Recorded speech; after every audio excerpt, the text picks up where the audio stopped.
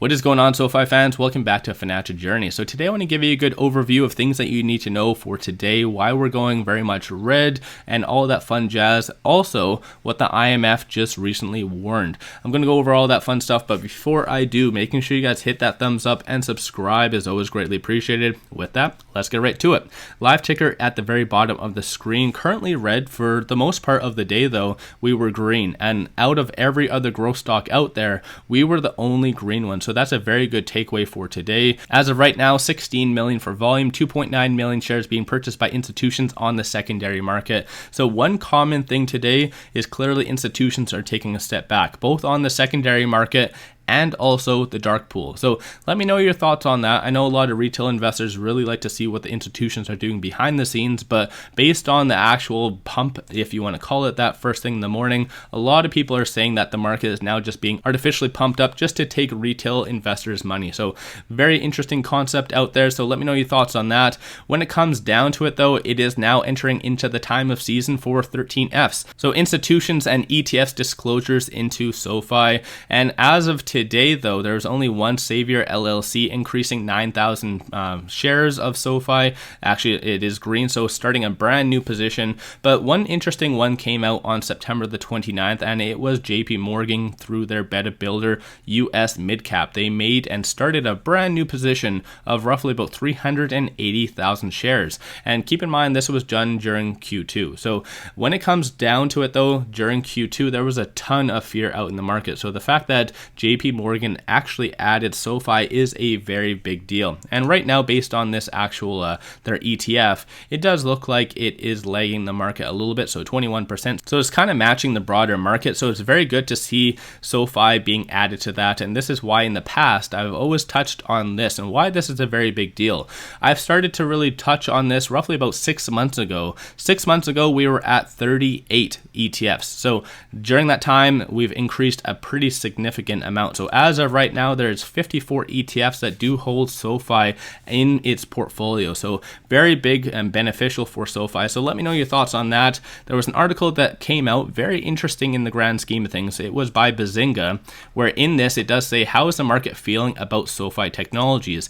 In this, it does mostly talk on short interest. And I always like to give you updates on short interest. So this video is going to be no different. So I'm going to touch on that. But in this, it does compare it to other similar stocks. So it doesn't necessarily say who that actually is, but it does say SoFi is roughly about 11% higher than a lot of other similar stocks. So let me know your thoughts on that. If they are comparing them to other traditional banks, when it comes down to traditional banks, unfortunately, their short interest is very, very small. So it's very interesting, and unfortunately, like I said, it doesn't necessarily say who they're comparing it to. But short interest update as of right now is pretty stagnant today. So right now, the shorts don't necessarily know exactly what to do, whether it to be suppress SoFi even further or whatever it might be. So as of right now, short interest is 13.87, so increasing only 6,000 shares as of right now. So pretty basic. Cost to borrow average is 1.47. So let me know your thoughts on that. Overall though, the utilization has also dropped pretty significantly, so 84.27. So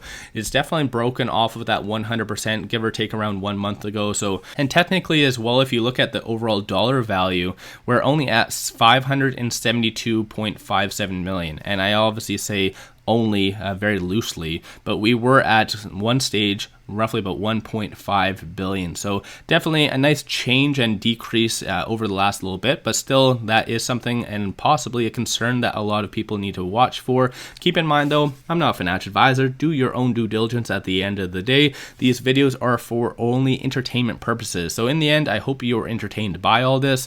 But when it comes to it though, IMF recently gave a very broad warning. And so they do say there's a higher chance of a recession. And not only that, though, they're giving a little bit more of a darker global outlook. So let me know your thoughts on that. This is basically what sparked a lot of the broader economy, and also jobless claims as well, where initial jobless claims came in a little bit higher than expected. So these two things coupling together is definitely scaring the hell out of the broader market. But as I always say, you need to take a step back, find credible companies that have very good balance sheets, and in reality should should thrive in a higher interest rate environment such as SoFi. SoFi is doing everything right. Unfortunately, it's just a little bit more of a bear market. We can't really plan or adjust for that, but in reality, SoFi should do a lot of good things in the coming years. And like I always say, that is when you should be investing for. This is why a lot of ETFs are increasing their position during these times of red and fear and bearish sentiment and all that fun stuff, because they have a long-term mentality. They know SoFi and a lot of other banks and so forth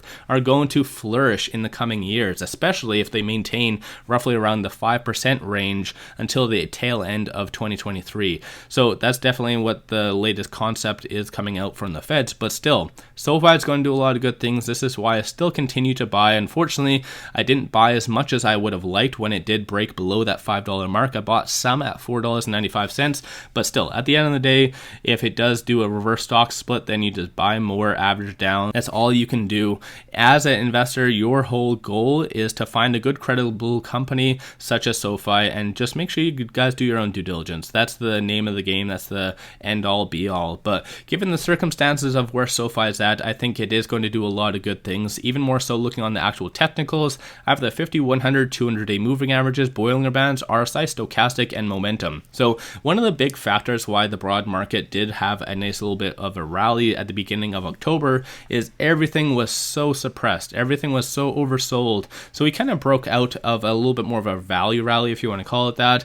Momentum number of retail investors are for the most part maintaining itself, which is a very good thing. RSI is also at 42, and on the actual chart, it does appear that we attempted to break out from the higher to the lower percentile of the Bollinger Band, and we failed to do so. So we didn't have enough to get over that resistance point, so we're a little bit more consolidating. Keep in mind, this a little bit more of a red day sometimes is temporary. If you do look on the actual charts and the technicals, when we do fail to get over a resistance point, typically we consolidate a little bit and try again. So definitely this fear in the market brought on because of the IMF and some economic data that definitely does not count us out one bit. So let me know your thoughts on that. If you haven't already, hit that thumbs up and subscribe, as it was greatly appreciated.